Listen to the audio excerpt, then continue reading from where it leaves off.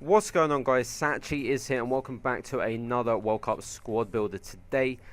And I am doing Uruguay. That was actually commented in the last couple of videos, and I did say in the last video that I would do Uruguay for this episode. So there were actually a couple of other countries mentioned, Nigeria and Argentina, which I will pick one for Friday's episode. And obviously do put in the comments if you want me to do any others. So moving on to this squads, and there were actually a few players that weren't actually in foot, so I couldn't obviously buy them. So obviously we got the legendary Forlan, we've got Fasil, Logano with that terrible pace, used him for one game, and yeah, that's why I used him for one game only, because of that pace. Ramirez, Pereira, Gonzalez, Ladero, Hernandez and Perez. So moving on to the starting 11. And I went with a 4-4-2 because that is the kind of like normal formation that Uruguay do use now. They do use other formations such as 4-3-3, I think, but they normally do use this one, so that's why I went with it. Not that I was happy to find out that it was a 4-4-2, because I do not like using 4-4-2 in Ultimate Team. It's very difficult to play with, in my opinion, or for my style of play anyway. So firstly we do have the goalkeeper, and that is Muslera. I thought this guy would actually be pretty decent. Didn't like him at all though. He is very, very unreliable. He can, you know, perform a couple of outstanding saves and then just do about 5-10 mistakes in a row. It's ridiculous how bad he actually was. And good on little occasions, really. So moving on to the centre backs. Firstly we do have team of the season Godin. 82.5k, the first of two team of the seasons in this team. I think you can guess who the other one is, because I think there's only two Uruguayan team of the seasons anyway. So he was actually pretty solid, but I wouldn't say he's worth the coins. I would just stick with maybe an informed version of him, because I didn't really think he's worth that 92k. He's not amazing, he's solid, but you know, he does make a few mistakes. The other centre back we do have is Coates. I'm not sure how you say that.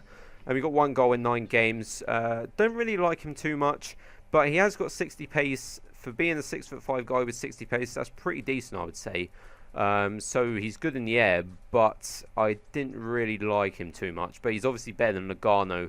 That's why I put him in, because Logano is dog shite with that 31 pace. Okay, so the left back was actually Cáceres, because there wasn't actually a left back in the squads here. So I had to go with a centre back. Because of that 81 pace, I put him in as left back. Pretty decent, pretty solid as a left back. Really like him. Moving on to the right back, we do have an inform Pereira. Even though he's got 75 pace though, that's the problem, and he wasn't that great. He's quite weak, and that pace lets him down. Didn't really like him that much. He got exposed a lot of the time. Moving on to the midfield now, the two CMs I actually did rate quite a bit actually. I quite like them. First we got Rios, and we have got Gargano. Not good going forward, but certainly like tracking back, they're pretty good. They work hard. I quite like them, but I need like a person that's gonna be a good finisher or something, like a cam would be, and that's why I don't like using 4-4-2, because there's no cams. You play with two CMs or two CDMs, and it's kind of hard to, you know, perform counter attacks and all that. That's my style of play, really. Left mid is Rodriguez. Really rate this guy actually. He's got great dribbling in game, and he did get 1 goal and 2 assists. Really liked him. And the right mid is Stuani, I think that's how you say it. Pretty decent silver guy, 2 goals and 2 assists. Quite liked him as well. And moving on to the all-important 2 strikers. Firstly, we do have Edinson Cavani. Obviously, you saw who I got there. But Cavani did get 5 goals and 4 assists. For an 87 rated player, that seems a bit average, really. But because he's 3,200 coins, you can't really complain too much. And that high work rates isn't good at all. Personally, I don't like high work rates on a striker. It's just really hard when you're trying to get forward and he's not in the right position. It's really difficult. But the main guy of this team is obviously this guy. Team of the season Suarez. 1.3 million coins. 8 goals, 4 assists. Not too great stats for 10 games for the sort of player that we got here. 4-star weak foot, 4-star skill moves, 98 shooting, 98 dribbling. I would say he's certainly worth the coins because of that shooting and dribbling. He is just amazing at finishing. From situations where you don't expect to score, he is amazing. I really enjoy playing with this guy. The only problem was he was in a team that hasn't really got a lot of quality. No offense to any Uruguay people watching this team, watching this squad builder, but the Uruguay team on Ultimate Team isn't that great. If you were to play him in the BPL side, I would think you would benefit a lot more and score more and more goals than the 8 that I did right there. So that is the team that I have made, and let's get on with some gameplay. Okay, so firstly I'm going to talk about Team of the Season Suarez, because you probably want me to talk about him the most. Obviously you can see right there that was the first goal I scored with him, and I was surprised by how good his dribbling and shooting was. And there you go, a scoop turn, a couple of skill moves I did try out with him, because he's got those 4-star skill moves. If you're a decent skiller, unlike me, then you probably benefit with him more than I did, because I didn't really try and skill too much with him.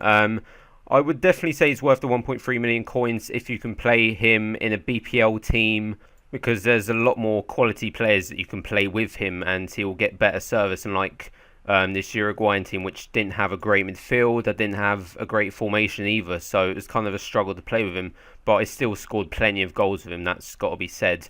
Cavani actually played really well with him, but I think Cavani was a bit of a letdown in terms of the goals he scored, because he's 87 rated, and obviously those work rates in a 4-4-2 formation, when you don't have a lot of players in attack, certainly on the counter attack, then it's really difficult to play with him because of those high work rates.